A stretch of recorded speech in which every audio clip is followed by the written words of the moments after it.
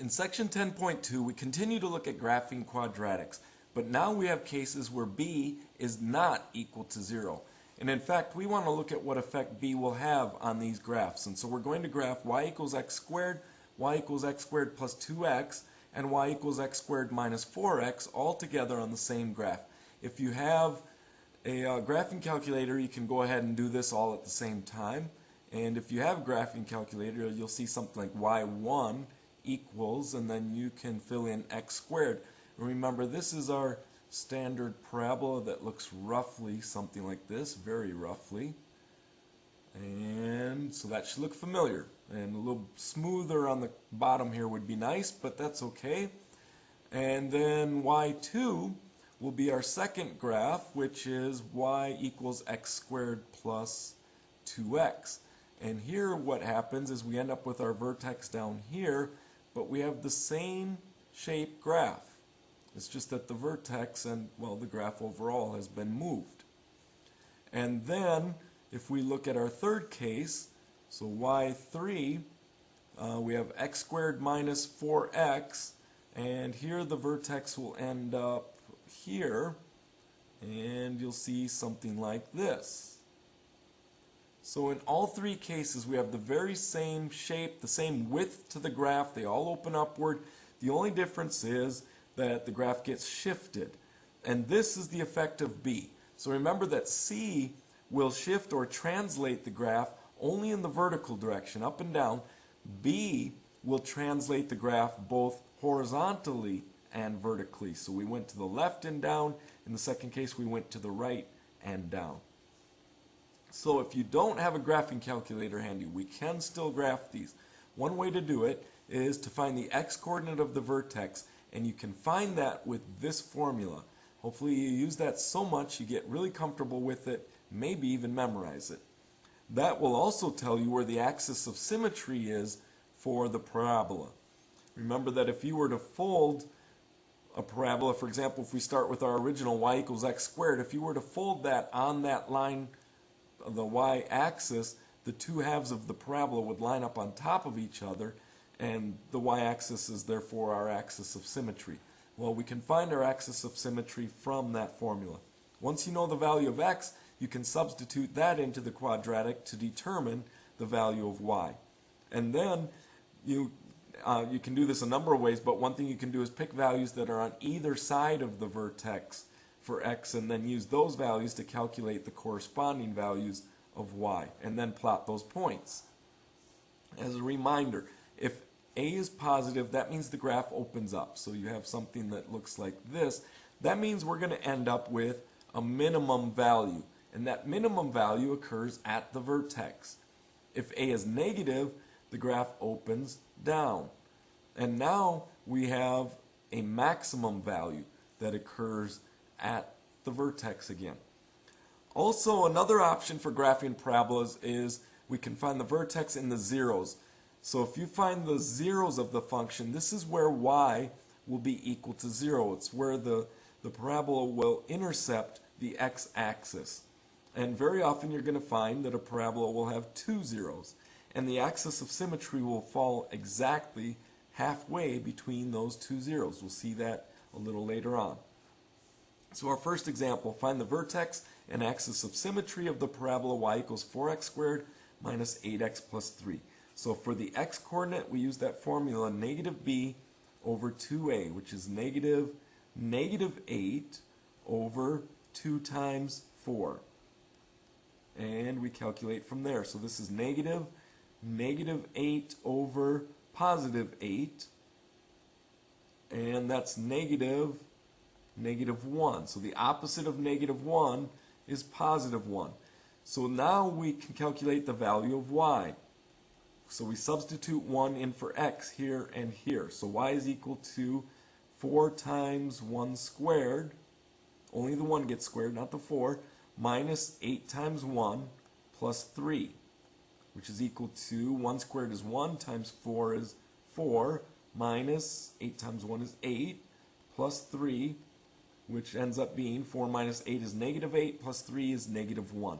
So our vertex is at 1, negative 1, and our axis of symmetry is at, focus on the value of x equals 1. Remember, when you have x equals a constant, that's a vertical line, and it happens to be, in this case, x equals 1. Okay, number 2. Tell whether the function f of x equals negative 2x squared plus 8x minus 3 has a minimum or maximum value, and then find that minimum or maximum. So with a negative, remember that means that the parabola opens down, which means we're going to have a maximum value. Now to find the x-coordinate of our vertex, because that's where the maximum value will occur, is at the vertex, we take negative b over 2a, so negative 8 over 2 times negative 2. So this is equal to negative 8 over 2 times negative 2 is negative 4. So negative 2, which is a positive 2. Then the y value will be equal to negative 2 times 2 squared. Oops. Negative 2 times 2 squared plus 8 times 2 minus 3. So 2 squared is 4 times negative 2 is negative 8. And then 8 plus 2, of course, is 16 minus 3. So negative 8 plus 16 is a positive 8, minus 3 is 5. So our maximum value is at y, or in this case we could say f of x, because that's our notation. Remember, that's the same thing as y. F of x equals 5 is our maximum value. Okay, find the x-intercepts of the function y equals x plus 4 times x minus 2, then find the vertex of the parabola. So we know that at the x-intercepts, y is equal to 0.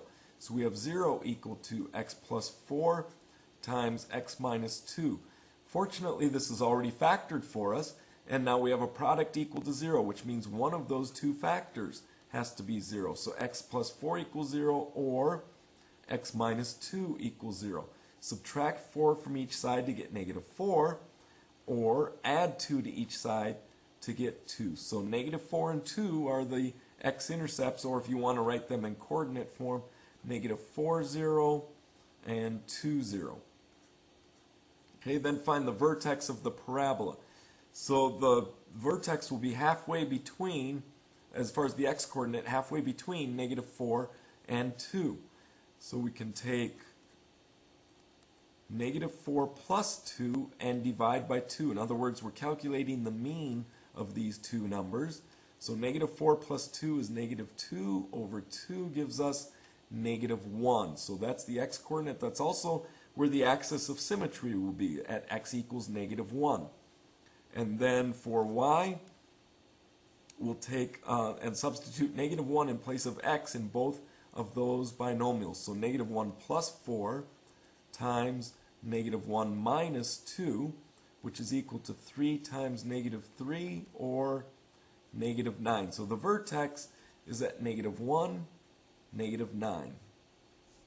Okay, number 4, graph the function y equals 2x squared minus 8x plus 6. If you have a graphing calculator handy, you can just go ahead and graph it on that. Otherwise, we can calculate where the x-coordinate of the vertex is. So negative b over 2a is equal to negative 8 over 2 times 2. So this is negative 8 over 4. Negative 8 over 4 is negative 2. The opposite of negative 2 is positive 2. And now I'm going to make a table of x and y values, and I'll put it in a row this time. Typically put them in columns, but just to be a little different, I'll put them in a row. And I'm going to put the x value here in the middle, and then look at x values that are on either side of that. So 1 and 3, and then go 2 to the left to get 0, go 2 to the right to get 4. So there's going to be a symmetry here, and this is the middle point. Okay, so as a matter of fact, we can go ahead and calculate. When x is 2, then y will be 2 times 2 squared. 2 squared is 4. 2 times 4 is 8. Minus 8 times 2 is 16. Plus 6.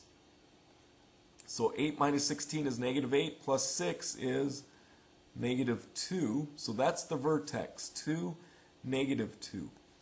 Okay, when x is equal to 1, we'll have 1 squared is 1, x is 1. So 2 times 1 is 2, minus 8 is negative 6, plus 6 is 0. That means the same thing will happen when x is equal to 3 because of that symmetry. So go 1 to the left of the vertex, we're at y equals 0. 1 to the right of the vertex, we're at y equals 0. When x equals 0, we have 0 minus 0 is 0, plus 6 is 6. So we're going to get that symmetry again and know that when x is 4, y is also 6. So this won't quite fit on the graph, but we can kind of eyeball it and pretend. So it's going to look something like that. So we get a rough idea of what our parabola looks like. Whoops, and I went up a little too slowly. So something like that, roughly speaking. Okay, number 5. A student throws a tennis ball in an arc in a tennis court, and the ball follows the function h equals negative 16 squared plus 48t plus 5. So h is the height of the ball in feet, t is the time in seconds after the release of the ball.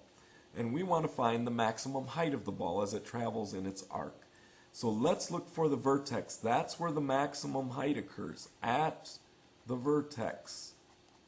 So the x-coordinate will be, or in this case we could say t, because t is our input. T equals negative b over 2a. So we have negative 48 in the numerator and 2 times negative 16 in the denominator. So this is negative 48 over negative 32. So 48 over 32 will simplify into 3 over 2. 16 goes into both of those. So we'll have a negative 3 halves, which is positive 3 halves. So that's the time it takes for the ball to reach its peak height. Now to find the height itself, we substitute 3 halves. So negative 16 times 3 halves squared plus 48 times 3 halves plus 5 is equal to negative 16 times 3 halves squared. We square both numerator and denominator. And then I'll go ahead and write the rest of this as is. So that's a 48 times 3 halves plus 5. And notice that we're going to get some canceling here. 4 goes into 16, so we're going to get rid of our denominator. 4 goes into 4 once. 4 goes into 16 4 times. So we get negative 4 times 9 is negative 36, and just 1 in the denominator, so we don't need it. 2 goes into 48, so again we lose our denominator. It's just 1. 2 goes into 48 24 times. 24 times 3 is 72 plus 5.